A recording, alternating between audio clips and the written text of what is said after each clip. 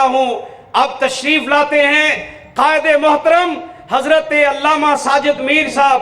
نعرہ تکبیر. ساجد میر، ساجد میر، چاروں صوبوں کی زنجیر، ساجد میر، ساجد میر، چاروں صوبوں کی زنجیر، ساجد میر، ساجد میر، تیرا میر میرا میر. ساجد میر، ساجد میر. یار میرا سر تے چڑھیا میں تکلیف اتنے بند کر. الحمدللہ رب العالمین والصلاة والسلام علی سید الانبیاء والمرسلین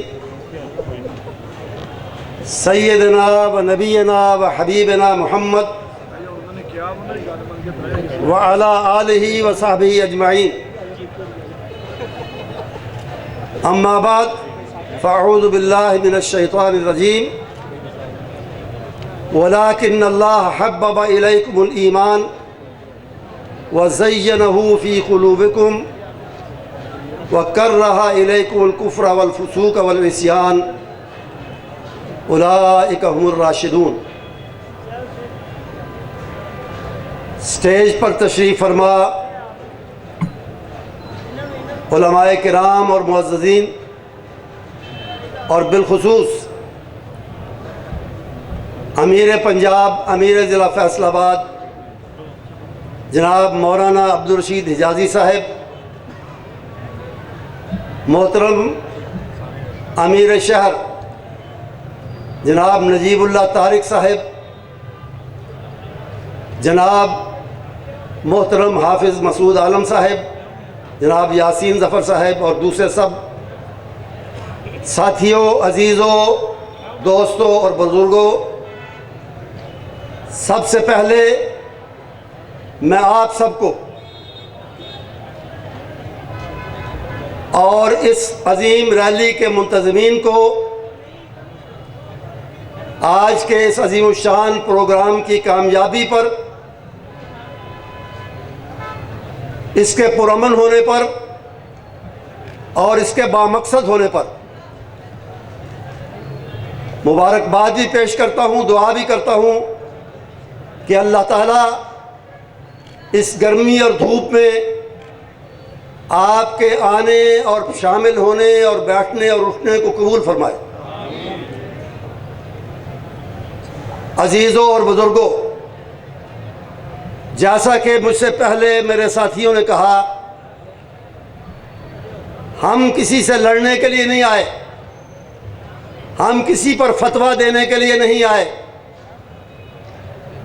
ہم آئے ہیں تو رسول اکرم صلی اللہ علیہ وسلم کے پاک باز، پاک طینت، پاکیزہ کردار کے حامل، ایمان والے اور ایمان کا معیار اور ایمان کے نمونے صحابہ کرام رضوان اللہ علیہم اجمعین کی محبت کے لیے آئے.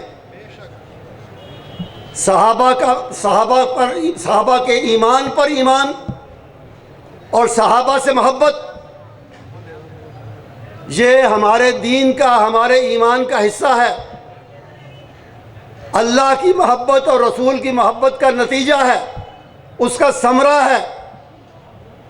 اور ہمارا یہ یقین ہے، ہم درست طور پر یہ یقین رکھتے ہیں کہ صحابہ کی محبت کے بغیر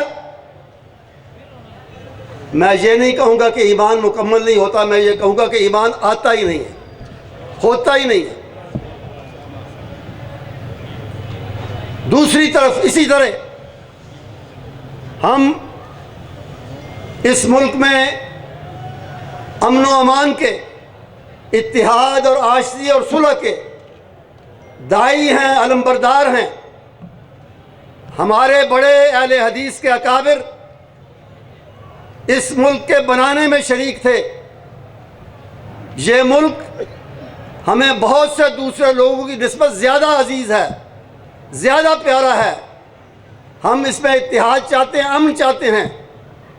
لیکن ایک بات واضح کرنا چاہتے ہیں کہ یہ اتحاد اور یہ امن صحابہ سے نفرت اور صحابہ کی توہین کی قیمت پر نہیں ہوگا. امن چاہتے ہیں لیکن صحابہ کی محبت کے بغیر نہیں، صحابہ سے نفرت اور اس نفرت کے اظہار کے لیے نہیں۔ اس سے پہلے بھی پاکستان بننے کے بعد 70 سے زیادہ محرم یہاں گزرے، کسی نے جرأت نہیں کی کہ سر عام چوکوں میں، بازاروں میں صحابہ کے خلاف، صدیق اکبر رضی اللہ تعالی عنہ کے خلاف یا دوسرے صحابہ کے خلاف سر عام کوئی بات کرے، کسی نے یہ جرأت نہیں کی۔ اب اس محرم میں کچھ بدبختوں نے، ایک بدبخت نے اسلام آباد میں ایک پریس کانفرنس لاہور میں بھی ہوئی، اور کچھ بدبختوں نے کراچی میں اور بعض دوسری جگہ پر بد زبانی کی اور کھلے عام اور سر عام کی۔ ہمارا مطالبہ یہ ہے، یہ ریلی اس مقصد کے لیے ہے کہ ایسے بدبختوں کو گرفتار کر کے کیفر کردار تک پہنچایا جائے۔ ملک کے موجودہ وزیر اعظم نے اس شخص کے بارے میں یا ان لوگوں کے بارے میں جنہوں نے موٹر وے کا افسوسناک سانحہ برپا کیا اور اپنی بدبختی کا مظاہرہ کیا، ان کے بارے میں ان کی تجویز یہ تھی کہ ان کو مردانہ صفات سے محروم کیا جائے۔ ہم تو چاہتے ہیں کہ ہر جرم کی جو سزا شریعت نے مقرر کی ہے وہ اس کو دی جائے، لیکن میں ان کی بات کر رہا ہوں، ان کی سوچ یہ تھی۔ تو انہوں نے اس سوچ کا اظہار کیوں نہیں کیا کہ جنہوں نے صحابہ کے خلاف بدزبانی کی ان کی زبان کاٹ دی جائے۔ اگر اس مجرم کو یہ سزا جو وزیر اعظم نے کہی دی جا سکتی ہے، تو ان بدبختوں کو بھی جس زبان سے انہوں نے صحابہ کی توہین کی ہے، ان کے ایمان پر سوال اٹھایا ہے اور اپنے ایمان کا بیڑا غرق کیا ہے یہ سوال اٹھا کے، ان کی زبان کاٹنے میں کون سی چیز مانے ہے، کون سی رکاوٹ ہے؟ حضرات محترم، جس طرح ان کو پروٹیکٹ کیا گیا، جس طرح ان کو بچایا گیا، آپ جانتے ہیں، آپ نے سنا ہوگا، پڑھا ہوگا اخباروں میں، خود شیعہ اکابر نے، میں نے وہ کلپ سنا، بعض شیعہ اکابر نے اعتراف کیا، اس بات کا اقرار کیا کہ اسلام آباد والا وہ بدبخت آصف رضا، کیا نام تھا اس کا برا سا، اس پر انہوں نے کہا کہ ساجد نقوی صاحب، ان کے بعد ساتھیوں نے، انہوں نے کہا کہ ہم نے خود اس پر پابندی لگوائی تھی، کیونکہ یہ پہلے بھی بدزبانی کرتا تھا، اس پر پابندی لگوائی تھی۔ اور پھر انہوں نے کہا کہ وہ پابندی کسی نے اٹھوائی، اس کے لیے سامعین اور ماتم کرنے والے لاہور سے درآمد کر کے، امپورٹ کر کے اسلام آباد میں لائے گئے، اور پھر تقریر کے فوراً بعد اس کو بھگا دیا گیا۔ اس کے ساتھ میں اضافہ کرتا ہوں، اپنی طرف سے نہیں کرتا، پاکستان کی ایک باخبر ترین شخصیت اور ایک طاقتور ترین شخصیت نے ایک مختصر سی مجلس تھی، محفل تھی اسلام آباد میں، 8-10 علماء اس میں تھے، میں بھی حاضر تھا، تو اس میں اس نے کہا کہ اس بدبخت کے ہاتھ میں تقریر سے پہلے پاکستان کی مختلف ایئرپورٹس کے 5 ٹکٹ تھے کہ اگر وہ اسلام آباد سے نہ بھاگ سکے، فیصل آباد سے بھاگ جائے، فیصل آباد سے نہیں تو لاہور سے، لاہور سے نہیں تو کراچی سے، کراچی سے نہیں تو کوئٹہ سے۔ میں پوچھتا ہوں، میرا سوال ہے کہ کیا یہ کام پابندی اٹھانے کا، سامعین اسے لاہور سے مہیا کرنے کا، ٹکٹ 5 اس کے ہاتھ میں تھمانے کا اور اس کو بھگانے کا، اس کا اپنا یا کسی چھوٹی سطح پر ہو سکتا ہے؟ نہیں ہو سکتا۔ یہ اوپر کی سطح سے ہوا ہے، اس کو تو بعد میں تلاش کرو، اس کو بعد میں تلاش کرو، لیکن پہلے اس کو تلاش کرو جو تمہاری حکومتی صفوں کے اندر موجود ہے، اور جس نے یہ سارا کام کیا ہے پہلے اسے عہدے سے برطرف کرو اور پہلے اسے کیفر کردار تک پہنچاؤ۔ کیا آپ کو یہ مطالبہ منظور ہے؟ منظور ہے۔ نعرہ تکبیر، عظمت صحابہ، امیر محترم قدم بڑھائیں، ہم تمہارے ساتھ ہیں۔ اور پھر آئیں اس بدبخت کی طرف۔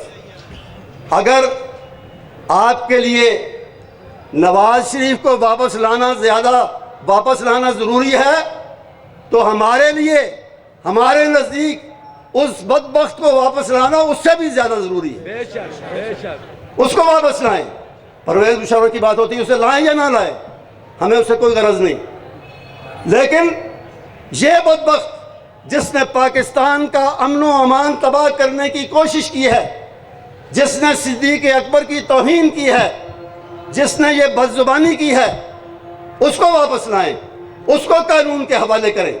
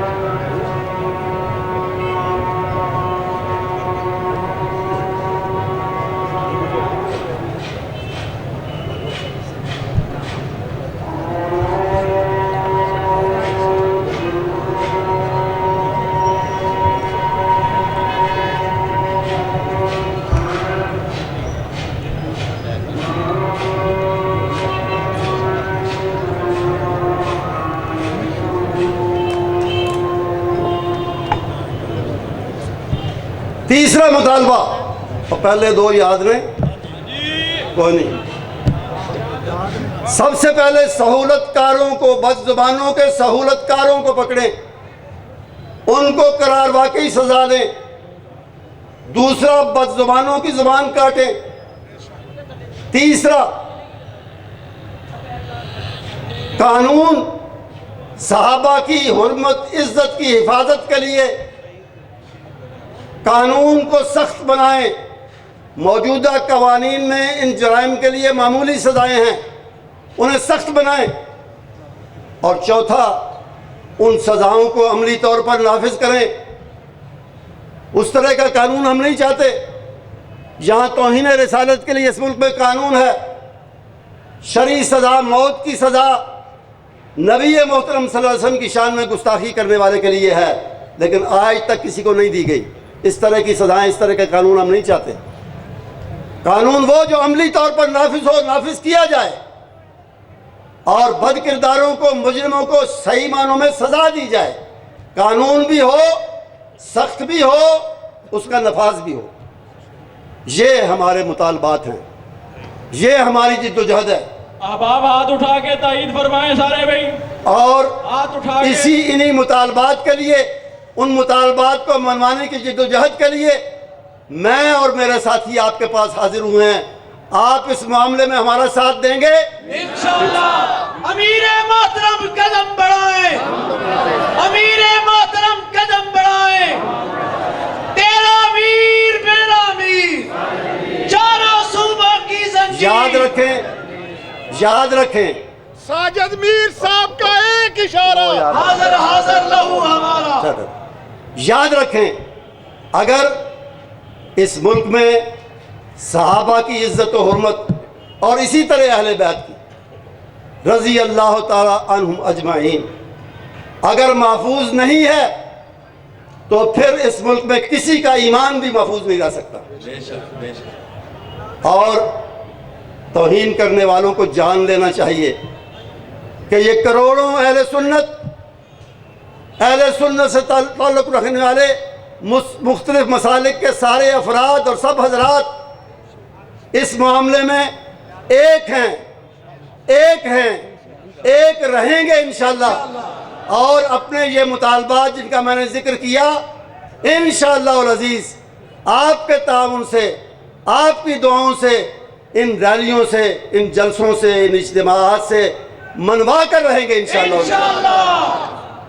دوستو عزیزو، مجھے جس مجلس کا میں ذکر کر رہا تھا اس میں ہمیں جو چند علماء جمع تھے اس میں یہ بھی کہا گیا، ہمیں یہ کہا گیا ریلیاں نہ نکالیں، ریلیاں مت نکالیں. کیوں نکالتے ہیں؟ اس سے کیا حاصل ہوگا؟ مقصد آپ کا حاصل ہو جائے گا. میں نے کہا میں نے اس کا جواب دیا، میں نے کہا مقصد حاصل نہیں ہوگا، لیکن وہ مقصد حاصل کرنے کے لیے آپ کو جھنجھوڑ رہے ہیں، آپ کو توجہ دلا رہے ہیں ان ریلیوں سے. یہ اس کا فائدہ ہے، یہ اس کا مقصد ہے کہ آپ حکومت والے، اقتدار والے اس معاملے کی سیریسلی لیں، سنجیدگی سے لیں.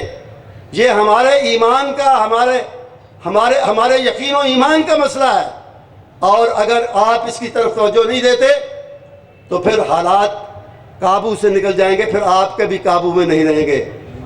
میں نے کہا شکر کریں کہ یہ ایک پرامن طریقہ ہم نے اختیار کیا ہے عوام کے جذبات کے اظہار کا بھی، اور انہیں ایک چینل کے اندر رکھنے کا بھی، بدامنی سے بچنے کا بھی، اتحاد اور آشتی کی فضا قائم رکھنے کا بھی. یہی طریقہ ہے کہ پرامن جلسوں اور ریلیوں کے ذریعے ہم اہل اقتدار کی توجہ دلائیں، اور انشاءاللہ دلائیں گے. مزید شہروں میں انشاءاللہ توجہ دلائیں کہ یہ مسئلہ معمولی مسئلہ نہیں ہے. صحابہ کی اور خلفائے راشدین کی اور سیدنا ابو بکر صدیق رضی اللہ تعالیٰ عنہ جو پہلے مومن اور پہلے اہل حدیث تھے، پہلے اہل حدیث اس دنیا میں، اس امت میں پہلے اہل حدیث، ہر نبی کی ہر بات کو پلے باندھنے والے، یاد رکھنے والے اور اس پر سب سے بڑھ چڑھ کر عمل کرنے والے تھے. اس لحاظ سے میں نے کہا پہلے اہل حدیث، ان کی عزت اور حرمت ایک ایک اہل حدیث اور ایک ایک اہل سنت کہ جیسے میں نے شروع میں کہا ایمان کا حصہ ہے. اور جب تک ہم اس کی حفاظت کے لیے سربکف نہیں ہوتے اور سربکف نہیں رہتے اس وقت تک ہمارا اپنا ایمان خطرے میں ہے. اس لیے میں ایک دفعہ پھر آپ سب حضرات کے لیے دعاؤں کے ساتھ اور آپ کے شکریہ کے ساتھ آپ کو یہ تاکید کرتا ہوں کہ آئندہ بھی اس طرح کے پروگرام ہوں گے، یہاں ہوں یا کسی اور جگہ ہوں، جہاں جہاں ممکن ہے آپ ان میں شرکت کر کے اپنے ایمان کو، اپنے یقین کو تازہ کرتے رہیں اور اس کا اظہار کرتے رہیں. وآخر دعوانا الحمدللہ رب العالمین.